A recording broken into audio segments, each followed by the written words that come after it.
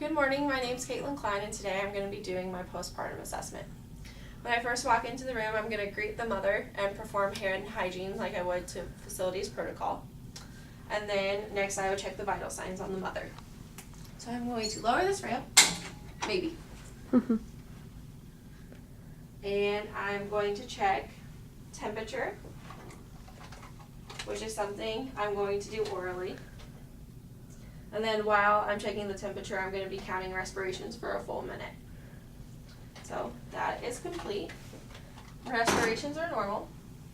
You're going to feel the pulses, the radial pulses, again on both sides, and count those also for a full minute.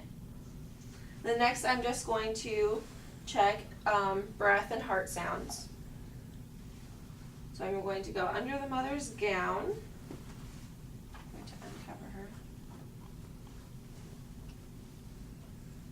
Go this way since the buttons aren't really. Listen to her breath sounds and her heart sounds. And then also I would ask her what her overall pain scale was. So next we're going to start the bubble heat assessment. First what I'm going to do is I'm going to check the breast of the mother. You would ask her while you're checking the breast if they feel hot, tender, and you would just check around, make sure there's no clogged milk ducts. And then you'd also check, you would feel around the nipples and on the breast, and you'd feel up into the armpit, checking for all those signs of warmth and tenderness. Then you would also check the nipples to make sure there's no discharge and that they're intact. You want to make sure that the nipples are intact so that if she's breastfeeding, she can properly breastfeed her baby. Next, what we're going to go to is the uterus. The uterus, we're pretty much checking for placement and firmness. So we're going to put one hand down here and feel along, and then we're also going to check where the fundus is at. We should teach the mother that the fundus should drop. The fundus typically is above the umbilicus when she gives birth, but every day after it should drop a centimeter. So we're going to teach the mother that. And so we're going to find the fundus, and it's approximately about 1.5 finger widths underneath the umbilicus. And something that we can teach the mother to do is to do a fundal massage every minute for an hour, just at the top of where the fundus is at, and just softly massage for a whole minute every hour. And that's something she can do to help promote bleeding. And then so that's what you would do for the uterus. Next B is bowel. So we're going to check the bowel sounds to make sure they are present and active. So we're going to listen to all the bowel sounds. The next what we're going to check is the bladder. We're going to feel the bladder for any distension or any pain, and we're going to teach the mother that a distended bladder could tilt the uterus, which could cause bleeding to occur again. And that's something we definitely don't want to happen because we don't want any hemorrhaging. So we're going to teach the mother to void every 2 hours. Next I'm going to put on some gloves, and we're going to check the lochia. The lochia is discharge that is similar to a normal period after pregnancy. And you have lochia rubia, serosa, and alba. Rubia is red, serosa is pinkish brown, and alba is white. And it should kind of follow the same color sequence of what a period would be, and should have the normal odors and look of a period. We need to teach the mother that she should check her pad every hour and note the color changes and note how much is on the pad. Here we have approximately 3 to 4 inches length of lochia plus like 1 inch to 1.5 inches wide. So we need to teach the mother to make sure she knows the color changes and know which lochia is what, and like what are typical odors and smells. And that we need to teach her if you are in the serosa or alba state, and it goes back to red, that can be a sign of hemorrhaging and too much activity, and that if it goes back to red, you go back to bed. So that's something you can also teach the mother. Next, what we're going to check is episiotomy. So I am going to, when you're checking the lochia, also you can give her some fresh underwear and a fresh pad if she has anything on the pad at that point.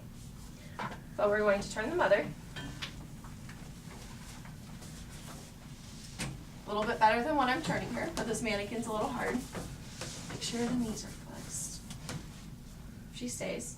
Then we're going to pull this down, and I'm going to check the episiotomy. You can use a pen light, if that can help, and you're going to check for Rita. So you're going to check for the site for redness, edema, ecchymosis, discharge, and approximation. So basically note any abnormalities, make sure there's no bruising, or if there is any bruising, note it. If there's any discharge, note that, and make sure that the edges are touching. Also, you can check for hemorrhoids or anything else too if the mother had those. Then another thing you can do is check the epidural site. And then the epidural site should have no signs of infection or redness. And typically the epidural site doesn't have any issues, but that's just something you want to check just in case. So you would pull the underwear back up. If she has a fresh pair, you can give her a fresh pair. We're going to roll her back over here. The next thing that we're going to do in our bubble HE assessment is check for the Holman sign. The Holman sign is when you, let me get my gloves off here, is when you bend the knee and you rapidly dorsiflex the foot, and you should check the calf for any signs of flexion. If it's like super tense or anything, that can be a sign of preeclampsia.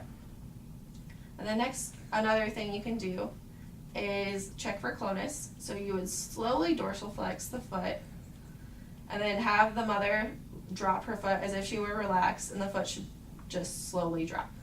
If it stays flexed, that would be a sign of clonus, and that is abnormal.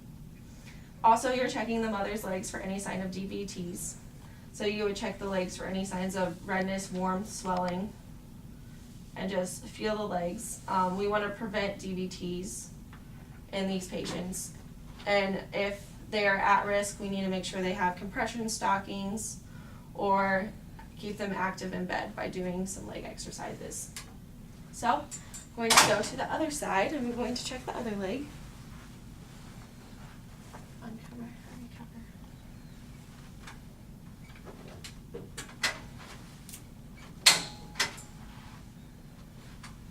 So I'm going to feel this leg, check for any warmth or swelling, and then we're going to rapidly dorsiflex the foot, check the calf, then we'll do the clonus and slowly dorsiflex the foot. Just let the foot drop. While you're doing your bubble HE assessment, you want to constantly check the mother's emotional state. Note if she's crying, if she's cheerful, and report any findings in your assessment. Then the last part of the bubble HE assessment is you're going to do education. So you're going to quiz the mother on how often she should do a fundal massage, which can be every hour for up to a minute.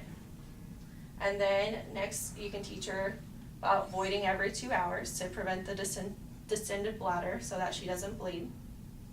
And then signs of too much activity, which if it goes back to red, you go back to bed, or any signs of hemorrhaging. And then another thing you need to check for is if they've had a C-section. You want to check their incision. I'd lift the mother's gown.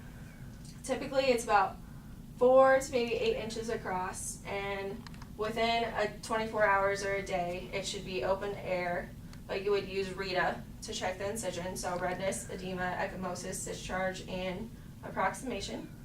You would also note if there is a Foley catheter in, and provide care as needed for that. And you would also check any IV sites that are still left in.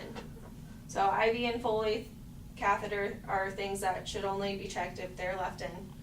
obviously, but you just need to note and make sure whether they're there and any signs of infection are the main things for those two things. Then when you're finished with your assessment, you can cover the mother back up, make sure, ask her what else she needs, and then that should be it. So that is my postpartum assessment.